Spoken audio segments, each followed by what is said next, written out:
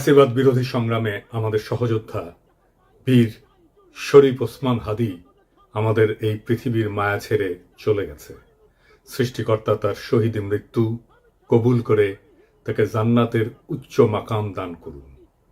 বীর শহীদ হওয়ার খবরের পরে সারা বাংলাদেশ শোকে বিহ্বল এবং ক্রোধে বিক্ষুব্ধ হয়ে উঠছে। চারিদিকে নানা ঘটনা ঘটছে। প্রথম আলো ডেইলি স্টারে আগুন দিয়ে ভস্মীভূত করে দেওয়া হয়েছে। ছায়ানটে আক্রমণ করা হয়েছে। 32 নম্বর যেটুকু অবশিষ্ট ছিল সেইটুকু মোটামুটি জয় বাংলা করে দেওয়া হয়েছে। বাঙ্গু সুশীল প্রগতিশীলরা একসাথে ঝাঁপে পড়েছে আমার উপরে, আমি নাকি এসব করাইতেছি। একবার এরা কয় পিনাকির ডাকে কেউ আসে না, আবার এরাই কয় আমি মব করিচ্ছি। কি বিচিত্র এই বাঙ্গু সুশীলেরা। অথচ আপনারা জানেন গতকাল পরিস্থিতি শান্ত করার জন্য আমি কি না করেছি। প্রিয় দেশবাসী, ডেইলি স্টার অফিসে ভেতরে অনেক সাংবাদিক আটকা পড়েছে। আপনারা মেহেরবানি করে সেনাবাহিনীকে আটকে পড়া সাংবাদিকদেরকে উদ্ধার করতে দিন। আপনাদের অনুরোধ করছি, মেহেরবানি করে দয়া করে আটকে পড়া সাংবাদিকদেরকে সেনাবাহিনীকে উদ্ধার করতে দিন। হাদীর পবিত্র স্মৃতিকে কলঙ্কিত আমরা না করি। সবাইকে আমি শান্ত থাকার আহ্বান জানাচ্ছি। সেনাবাহিনীর যে দল এখানে তাদের উদ্ধার করতে গেছিল তারাই বার্তা পাঠায় জানাইছে তারা উদ্ধার করতে পারতেছে না, আমি যেন সাহায্য করি। যাই হোক, তবে যদি কেউ বলে যে প্রথম আলো ডেইলি স্টারের আর ছায়ানটের বিরুদ্ধে অবিরাম ফাইট দিয়ে গেছি, আমি তাদের জয় বাংলা করার ইচ্ছা পোষণ করেছি, এটা সত্য। এর জন্য যদি আমরা দায় দিতে চাই দিতে পারে, ফেয়ার এনাফ, আমিও দায় নিতে রাজি আছি। তবে সাথে উদিসি আর সিবিবি জয় বাংলা করতে চাইছি, এবার হয় নাই, হবে ইনশাল্লাহ। আমি প্রত্যেকটা ইনস্টিটিউটকে অসংখ্যবার তারা কি কি আকাম করতেছে সেটা দেখাই দিছি। বলছি সংশোধিত হইতে হয় নাই, মাদকীয় নীতি পরিবর্তন করতে হবে, করে নাই। তাদের শয়তানি চালায় গেছে। কয়েকদিন আগে ডিসেন্ট দেখাইলো কিভাবে জামাত, বিএনপি, হেফাজত আর আওয়ামী লীগের কর্মসূচিতে সহিংসতার ভাষা প্রথম আলোতে আলাদা আলাদা, পুরা ভাষা আলাদা। এক একটা সংগঠনের জন্য এক এক রকম ভাষা। আওয়ামী লীগের জন্য সবচেয়ে সফট, কোন পরিবর্তন ডেইলি স্টার আর প্রথম আলো সাংবাদিকদের। তো এটা হলে মানুষদের মনে থাকে, মনে না থাকলেও আমরা মনে করাই দেব। এখন প্রশ্ন, ছায়ানটে কেন হামলা? ছায়ানট কি গান শিখায়? না, গান না। তারাই বলে মুক্তিযুদ্ধের চেতনা বিনির্মাণ ছায়ানটের লক্ষ্য। এটা তো আওয়ামী বয়ান তৈরির সফট পাওয়ার। এটা তো জনগণ চিনে। হাসিনা পলায় গেছে, এরা তো আগে সেই কাজ করে যাচ্ছে। 2024-এ 5ই আগস্টের পর ফ্যাসিবাদের বিরুদ্ধে কোনো কাজ করেছে এরা? করা লাগলো নি, করে নাই। 2025-এ পয়লা বৈশাখে তারা বলে বাঙালি জাগবেই, সবাই মিলে সুন্দর দিন কাটানোর সময় ফিরবেই, মানে এখন নাই, সার্থক হবেই মানুষ, দেশ, এই পৃথিবীকে ভালোবেসে চলবার মন্ত্র। মানে সময়টা চলে গেছে, আবার আপাচট করে ফিরে আসবে। এখন সবাই মিলে সুন্দর করে দিন কাটাইতেছি না, এই কান্নাকাটি ওদের থাকবে। এই গান তো করতে আসে নাই, রাজনীতি করতে আসছে। মাইক খাবে না? আমাদের হাদিও একটা কালচারাল ফ্রন্ট করেছিল, ইনকিলাব মঞ্চ, ওরা তো মাইরাই ফেললো আওয়ামী লীগের লোক। তার পাল্টা তো আপনাদেরটা ভাঙচুর হইতেই পারে, মাইনা নেন। হাদিরা আসলে মারছে কে? হাদির হত্যাকাণ্ডের পিছনে ডিজিএফআই আছে, এটা আমার শক্ত অনুমান। প্রত্যেকটা জায়গায় ডিজিএফআই এর সিগনেচার বর্তমান। কেন কইছি? কারণ ওয়াকারের পথ বালক আর ডিজিএফআই হাদির ঘটনা নিয়ে একদম প্রথম থেকে উদ্দেশ্যমূলকভাবে মিথ্যাচার করতেছে। কিভাবে? একদম দেখাই দিই চোখে আঙুল দিয়া। ঘটনা ঘটে শুক্রবার 12 ডিসেম্বর দুপুরের দিকে। ঘটনা ঘটার সাথে সাথে এই ওয়াকারের পথ বালক আসল অপরাধীকে আড়াল করার জন্য কইল কি ভারত থেকে আসছে নাকি 80 জন শুটার বানোয়াট গল্প প্রচার করলো। কিন্তু ডিসেন্টের অনুসন্ধানে আসল অপরাধী বের হয়ে আসলো, আদাবরের লীগের সন্ত্রাসী যে জেলে ছিল, তারা জামিন করাইছে বিএনপির নেতা। ঘটনার ঠিক পরের দিন সে অপরাধীর অবস্থান সম্পর্কে ভুয়া ডাহা মিথ্যার তথ্য ছড়ায় যে অপরাধীরা 12 ডিসেম্বর শুক্রবার সন্ধ্যায় ভারতের গুয়াহাটি পৌঁছে গেছে। অথচ আবার সে নাকি এটা আবার হোয়াটসঅ্যাপে ইন্টারসেপ্ট করে পাইছে।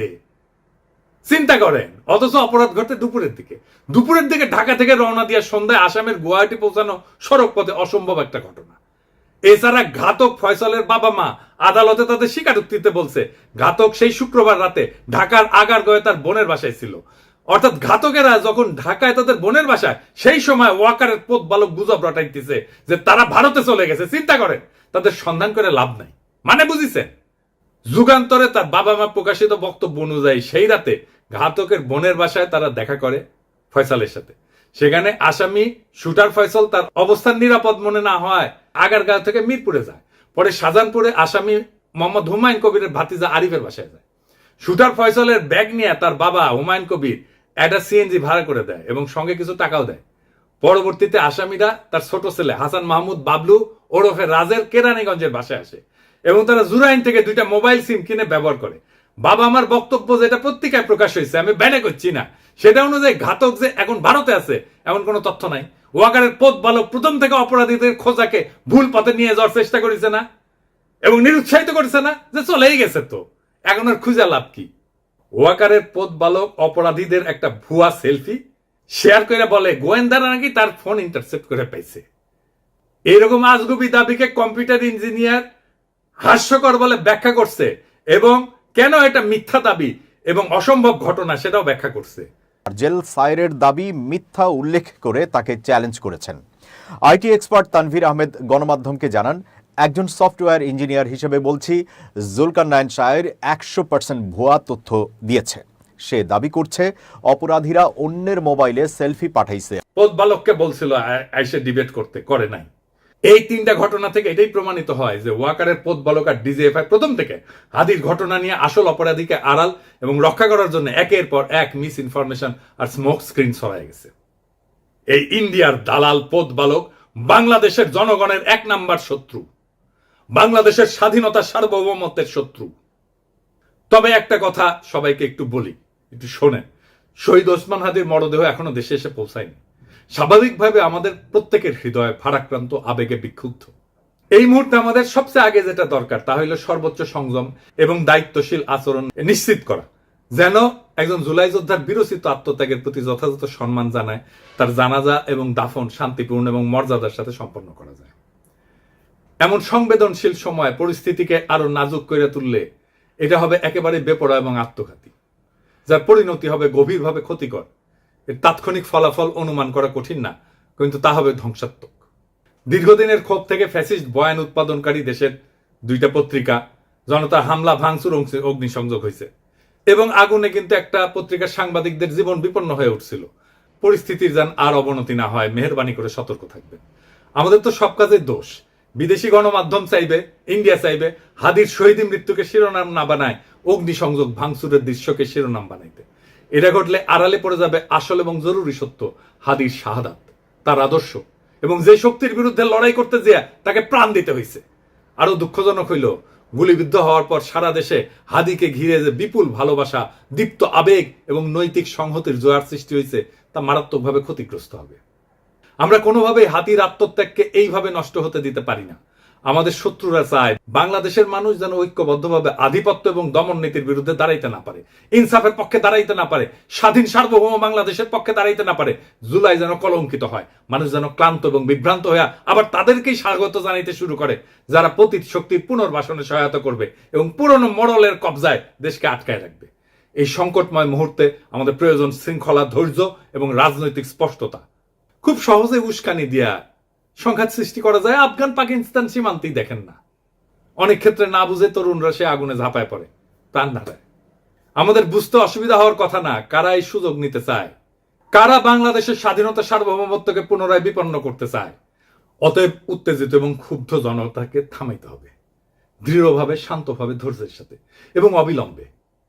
হাদির লড়াইকে রক্ষা করার জন্য, নতুন বাংলাদেশকে রক্ষা করার জন্য, বিপ্লবকে রক্ষা করার জন্য এবং যে ইনসাফ, মর্যাদা এবং আদর্শে অবিচল থাকার কারণে হাদিকে জীবন দিতে হয়েছে, সেই সুমহান লক্ষ্যের স্বার্থে আমাদের এই দায়িত্ব পালন করতেই হবে।